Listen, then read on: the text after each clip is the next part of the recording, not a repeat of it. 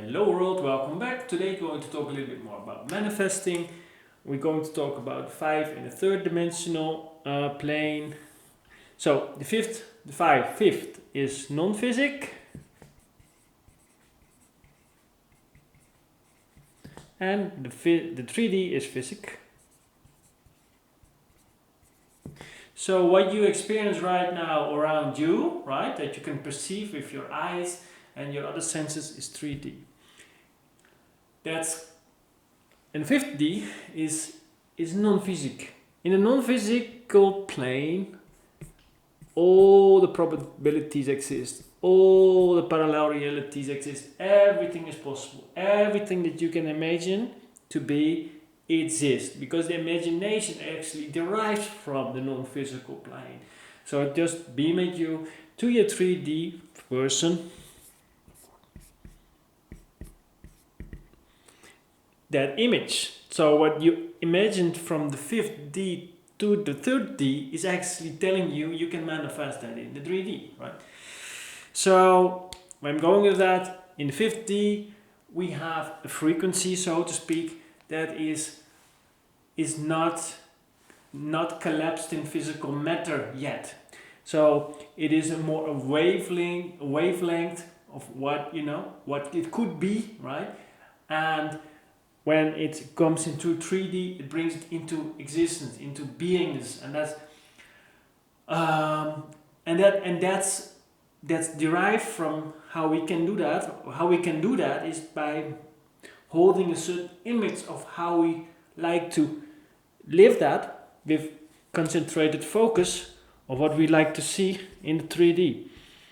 And as long we keep imagining a certain reality, of course within the constraints of how we, what we explore in the 3D, I can imagine a sixth finger on my hand. Of course, technically, theoretically, it's possible, but you might ask yourself if this is what your soul wants to explore in this incarnation and what it serves, right? So we have certain constraints, that would like to have in order to start off from, and then learn a specific thing that this incarnation want to explore with you.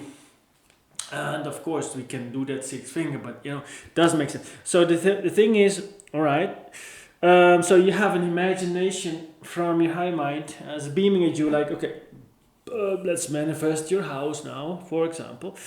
So you have to hold that image you have to build that house in your mind first.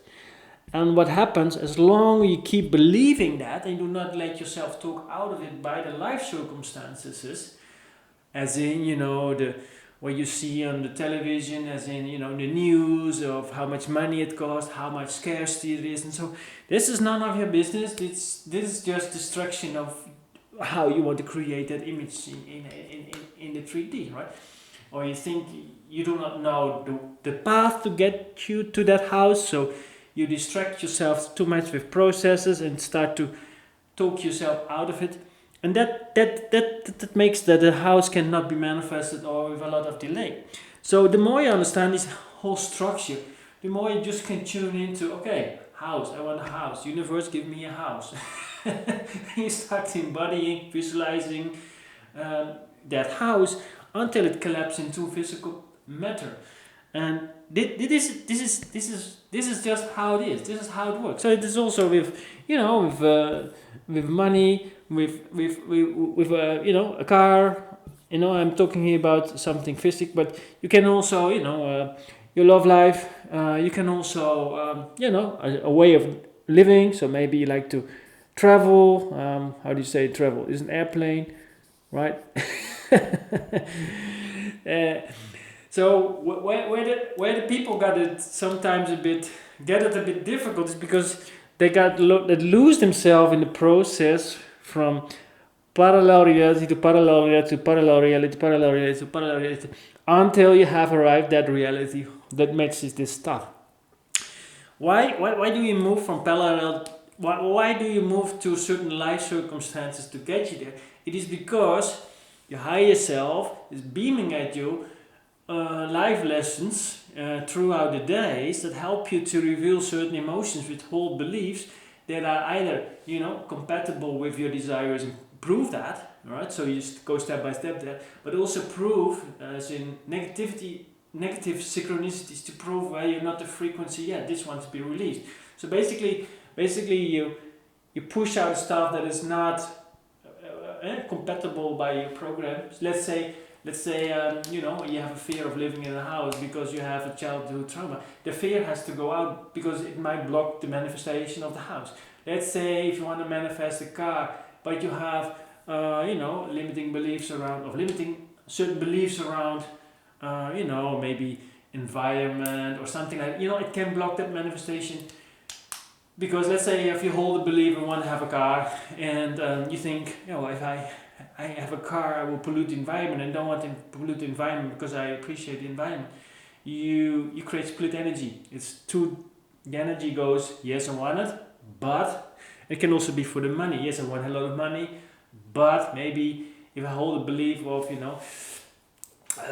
know, people with money are evil, and I don't want to be evil, so I don't want to have a lot of money. But I still want money because I need money. So what happens is you're really literally pulling yourself apart with contradictional types of beliefs. So these beliefs has to be absolutely cleaned out in order to get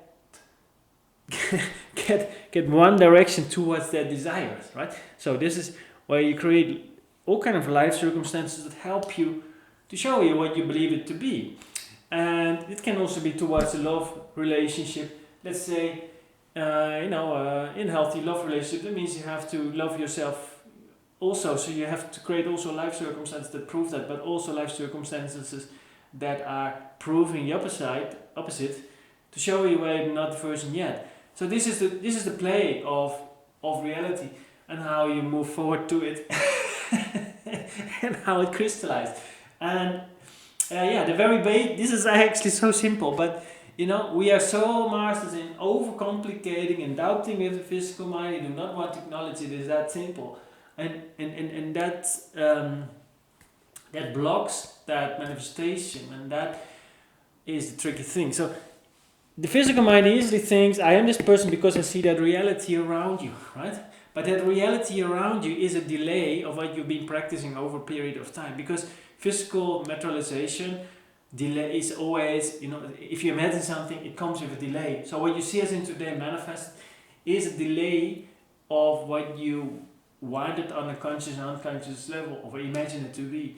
So if you want something new in your life, it is actually more a sense of closing your eyes almost, imagine it with concentrated focus, you know, and neglect the reality almost, right?